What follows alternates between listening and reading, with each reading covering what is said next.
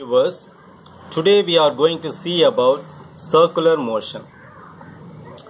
Assume a car is moving in a circular path. So this is the car, this orange color rectangular box is the car. Now we take three tracks. One is the first track, second track, third track. It is circular. And the radius of the middle track is r. So when a car moving in a circular path, the acceleration is equal to v square by r. Okay, and the speed is v. Okay, now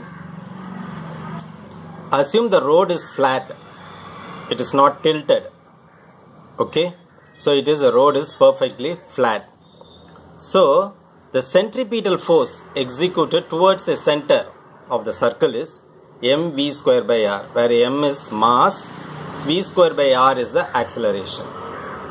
Now for this diagram, we can represent with a free body diagram. So a force is acting towards the center and another force is acting towards the ground, mass into gravitational pull. And for this mg there is a normal reaction force which is n. So three forces are acting on the car. One is the weight of the car, that is weight is equal to mass into acceleration due to gravity mg. Normal reaction, since this is downwards, the normal reaction will be upwards. Every action has an equal and opposite reaction. And you have another force which is frictional force. Now, as there is no acceleration in the vertical direction, see, car is moving in the horizontal, right? There is no vertical acceleration is 0. So as there is no acceleration in the vertical direction, we can say n minus mg equal to 0. That means this n and mg magnitude wise both are equal and they are acting in the opposite direction. So we can say n equal to mg. Now implies what? G is equal to n by m. Okay. Now the force, that is the frictional force or centripetal force is equal to mv square by r. So the frictional force we already know should be less than or equal to mu s into n. What is mu s? Which is the coefficient of static friction. So from this equation v square, you bring this r this side, m this side, so you will get v square is equal to mu s r n by m. Okay. Now what is n by m? It is nothing but g from this equation. So g is equal to n by m. So n by m can be replaced with g. This is v square. Now what is v? V is square root of this term. Now if you carefully observe this term, there is no mass. So the velocity is totally independent of mass of the car. Okay, this is an important point. That means velocity depends on coefficient of static friction, radius of the circular path and the acceleration due to gravity. Okay. So therefore v is equal to what? Square root of mu s rg. So now we have maximum velocity is equal to square root of mu s into r into g. Now motion of a car on a bank road. So now for the same circular path, if the road is slightly tilted, that means the road is slightly tilted with an angle theta. Okay, that we call it as a banked road. The road is not flat, it is not flat, it is tightly tilted. Okay, it is tightly tilted with an angle theta. Now you can see the car is here. So with this angle, the road is here. So the normal is here. And the sliding frictional force F is here. Now we have two components N and F and the angle is theta. Okay, So this n can be resolved into horizontal and vertical component. Similarly, f can be resolved into horizontal and vertical component. And the acceleration is equal to v square by r. We all know that. So this diagram is represented as a free body diagram. So at this point, this is the road, and here we have frictional force. The normal is acting in this direction. This is angle theta, here also angle theta. Therefore, this component will be n cos theta and this component will be n sin theta. Okay. Similarly, f is here. The adjacent side will be f cos theta and the vertical component will be f sin theta. And you have mg, mass into acceleration due to gravity. Okay. Since this is theta, this will be theta and this will be theta as shown in the diagram. Okay. Right. Now if you see, this is vertically upward, this is vertically downward, and both are equal. Therefore, we can equate n cos theta with these two terms. That is, n cos theta is equal to mg plus f sin theta. This is first equation, mg plus f sin theta, because f sin theta is also acting in the same direction. Next, we have this force, which is n sin theta, f cos theta. N sin theta is acting in this direction, f cos theta is acting in this direction, and acceleration is also mass into acceleration gives the centripetal force, which also acts in the same direction, v square divided by r. Therefore, we can equate these two with this term, that is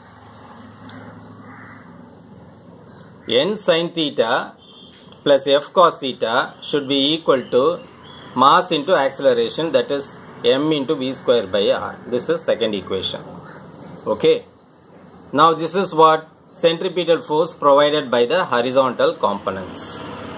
But we know already that the frictional force should be less than or equal to mu s into n. Okay. We know that. So if you want the maximum value, say f should be mu s into n. So you should take only the equal to, that is f is equal to mu s n, to obtain maximum velocity.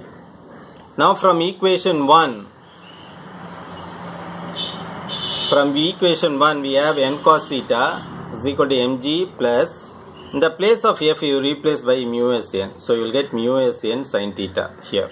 Similarly, in this equation also, in the place of f you put mu s n. So you will get n sin theta plus mu s n cos theta, which is equal to mv square by r. So from this equation, n cos theta, you bring this term this side, minus mu s n sin theta is equal to mg. So I have written in pencil. Here also n is taken as common term, so you will be having sin theta plus mu s cos theta, which is equal to mv square by r. Okay. Now we will see the next part. So from equation 3, what is equation 3? Equation 3 is nothing but this one, that is n cos theta. You are bringing this term this side, minus mu s n sin theta equal to mg. From these two, you can take n as the common term. So that's what is written here. So from equation 3, we are having n cos theta is equal to mg plus mu s n sin theta. Bring this term the other side and take n as the common term. So cos theta minus mu s sin theta. So what is n? Bring this term to the other side, which will be mg divided by cos theta minus mu s sin theta. That's what is written here. So n is equal to mg divided by cos theta minus mu s sin theta. Now what you do is, this is equation 5. Substitute the value of n, this value, in equation 4. So what is equation 4? We already have. Equation 4 is nothing but n sin theta plus mu s n cos theta is equal to mv square by r. So you are taking n as the common term. Sin theta plus mu s cos theta is equal to mv square by r. Now we got the value for n. So substitute that n value here. Okay. So what is n value? N value is mg divided by cos theta minus mu s sin theta. and already we have this term sin theta plus mu s cos theta, which is equal to mv square by r. So once again I repeat, we have the relation n sin theta plus mu s n cos theta is equal to mv square divided by r. This is equation 4. We already have that. Now you take n as the common term, which you will be having as sin theta plus mu s cos theta, which is equal to mv square by r. In the place of n, you substitute this value. So what is n? mg divided by cos theta minus mu s sin theta. That's what is written here. mg divided by cos theta minus mu s sin theta into sin theta plus mu s cos theta. That's what is written here, which is equal to mv square divided by r. So here velocity is maximum. Or we can say V max is equal to r into g into mu s plus tan theta divided by 1 minus mu s tan theta, the whole power half. That means the whole term is under square root. How we got this result? So in the denominator term, you take cos theta as a common term. So if you take cos theta,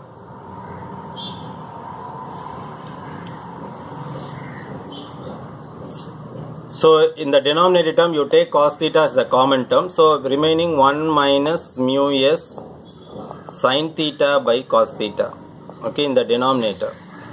So cos theta into 1 is cos theta, and minus mu s sin theta by cos theta into cos theta. This cos theta gets cancelled and you will get this term. Similarly in this term you take cos theta as the common term. If you take cos theta, the inner term will be mu s and the next term will be sin theta by cos theta. Okay, you multiply and see, that is cos theta into mu s, you will get this value. Cos theta into sin theta by cos theta, you will get sin theta. Okay, so what happens? Numerator you have 1 cos theta, denominator also cos theta gets cancelled. Sin theta by cos theta is tan theta, here also tan theta. That's how we are getting maximum velocity is equal to r into g into mu s plus tan theta divided by 1 minus mu s tan theta, the whole power of. This is 6th equation. Now you compare with Vmax. Vmax for motion of a car on a level road. We got this relation, root of mu s r into g. Here again we have rg mu s plus tan theta divided by 1 minus mu s tan theta. Okay, definitely equation 6, the value of equation 6, that is Vmax from 6th equation is greater than Vmax from 5th. So this is 6th equation, this is from 5th equation. It means that a vehicle moving in a circular path with a banked road, if it is a road is banked, it is the slope is there, then you can get maximum speed compared to a road with a level road. That's the meaning.